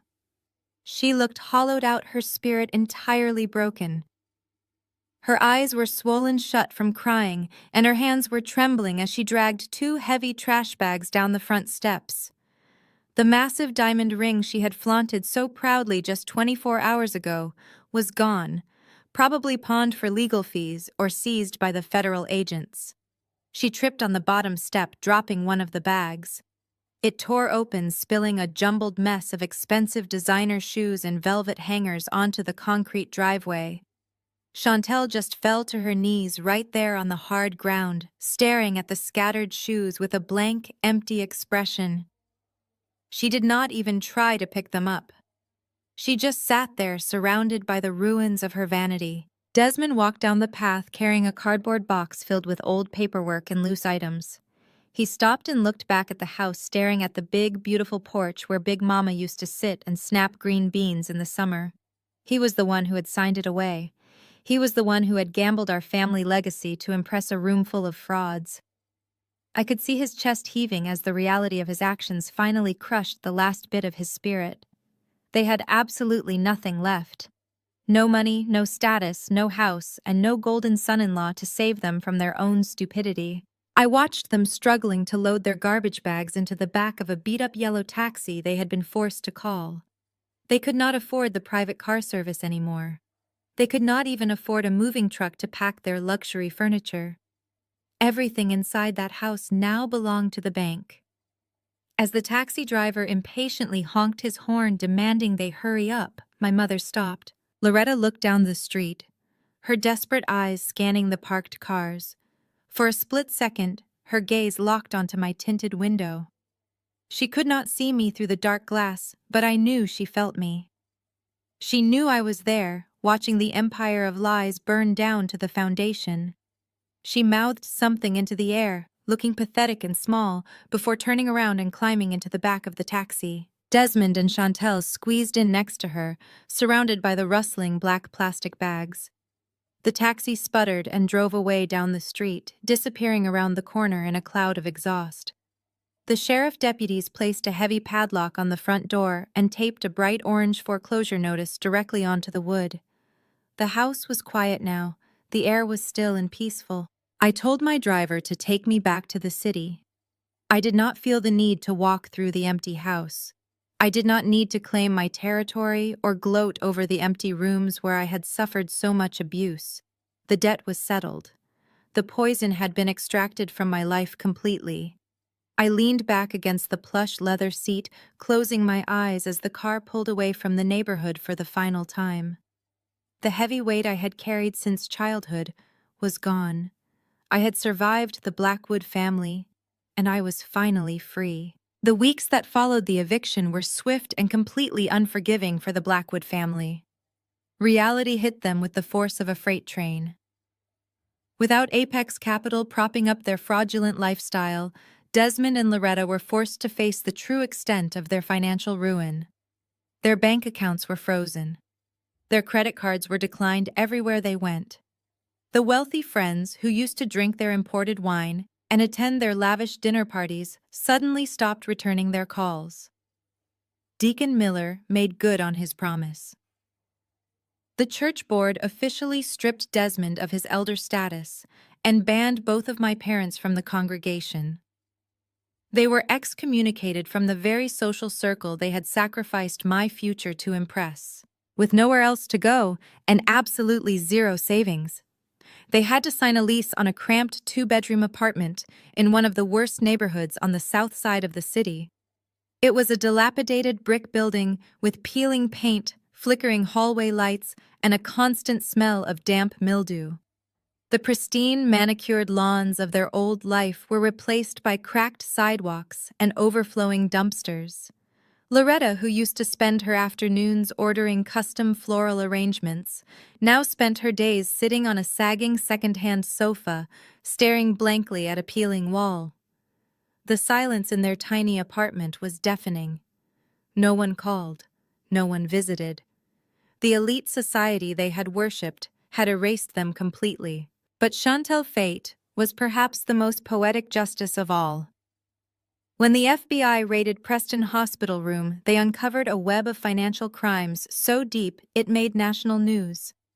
Preston had not just defrauded his investors, he had tied his legal assets directly to his wife. When Chantal desperately filed for divorce, thinking she could just walk away from the mess and find another rich man to leech off of the federal court, delivered a crushing blow. Because she had knowingly signed joint tax returns and co-signed the fraudulent loans used to fund her lavish lifestyle, the judge ruled that she was legally responsible for half of Preston's massive debt. The millions of dollars Preston had stolen from the elderly church members and innocent investors were now chained directly to Chantal's neck. Her designer bags, her diamond jewelry, her luxury cars, everything was seized by the government to pay back the victims. But it was not enough. The court ordered her wages to be garnished for the foreseeable future. The former society princess, who used to mock me for working 3 jobs to survive, was now forced to face the brutal reality of minimum wage. Without a college degree and with her face plastered across the local news as the wife of a convicted scammer, no corporate office would hire her. Chantal's only option was a fast food joint off the interstate. The woman who once threw a tantrum because her imported silk table runners were the wrong shade of white now wore a polyester uniform that smelled permanently of old grease and cheap frying oil. She spent 8 hours a day standing behind a glowing cash register, taking orders from tired truck drivers and impatient teenagers. Her perfect manicures were replaced by burn marks and cracked nails. Every paycheck she earned was immediately sliced in half by the federal government, leaving her with barely enough to buy groceries for the tiny apartment she shared with our disgraced parents. They were trapped together in a miserable cycle of poverty and resentment, constantly blaming each other for their collective downfall. While they were suffocating in the wreckage of their own lives, I was busy breathing new life into the legacy they had tried to destroy. I did not sell Big Mama House. The real estate developers offered me millions to tear it down and build luxury condos. But the generational wealth Big Mama had intended for us was never meant to be sold off to the highest bidder. It was meant to build a foundation. I spent the next 6 months completely renovating the sprawling property. I tore out the gaudy imported marble and the tacky crystal chandeliers my mother had installed. I stripped the house back to its original beautiful bones and transformed the massive rooms into collaborative workspaces. The formal dining room where Desmond used to interrogate me about my failures became a state-of-the-art computer lab. The grand ballroom where Loretta used to host her fake society friends became a lecture hall. I poured my resources into creating the Apex Incubator. It was a fully funded startup accelerator dedicated exclusively to young African American women who had the brilliance and the drive to succeed but lacked the family support and financial backing to make it happen. I was going to make sure that no other girl with a dream would ever have to sleep in a homeless shelter because her parents decided she was a burden. I provided the seed money, the mentorship, and the exact same safety net that Big Mama had tried to leave for me. The grand opening of the Apex Incubator was the exact opposite of Chantel's fake wedding. There were no ice sculptures or rented doves. Instead, the lawn was filled with brilliant young women, investors, community leaders, and actual genuine joy. The local news stations that had covered my family, disgraceful downfall, were now here to cover the resurrection of Big Mama legacy. I stood on the wide front porch, wearing a sharp-tailored suit, feeling the warm afternoon sun on my face. The giant red ribbon was stretched across the front steps waiting to be cut. A crowd of reporters stood at the bottom of the stairs holding microphones and cameras toward me. They had read the court documents. They knew the entire story of how my parents had stolen my trust fund and how I had foreclosed on this very house to get it back. One of the lead reporters, a young woman with a sharp gaze, stepped forward and raised her microphone. "Mrs. Blackwood," she said, her voice carrying over the quiet crowd. "Your journey to this moment is incredible. You built a tech empire from nothing and reclaimed your family home after suffering a massive betrayal. But many people are wondering about the human side of this story. After everything they did to you after the theft and the lies, do you plan to eventually forgive your family?" The crowd went completely still, waiting for my answer. A year ago, that question would have caused a tight, painful knot in my chest. A year ago, I would have felt the ghost of a little girl inside me wishing her parents would just love her. But today, as I looked out at the faces of the young women I was about to help, I felt nothing but absolute peace. The chains of toxic family loyalty were broken forever. I looked down at the reporter, and then I looked straight into the lens of the television camera. I let a radiant, genuine smile spread across my face. "I do not need to forgive people who no longer exist in my world," I said, my voice carrying loud and clear across the lawn. "I am too busy building my empire." I took the heavy silver scissors and sliced right through the red ribbon. The sound of cheers and thunderous applause erupted around me, echoing off the sturdy brick walls of Big Mama House. The flashes of the cameras blended with the bright sunlight as the doors to the incubator swung open, welcoming the next generation of brilliance into the world. The past was finally buried, and the future was brighter than they ever could have imagined. The most profound lesson from Tiara's journey is that biological ties do not dictate your worth or obligate you to endure toxic abuse. True empowerment comes from breaking generational curses and recognizing that you owe nothing to those who constantly tear you down. Healing does not always require forgiveness. Sometimes the absolute healthiest resolution is to walk away completely and channel your pain into purposeful action. By transforming her stolen legacy into a foundation that uplifts others, Tiara proves that the best revenge is creating your own success. You hold the ultimate power to evict toxicity and build your empire. Share this story with someone who needs the courage to walk away from a toxic environment and start building their own legacy today.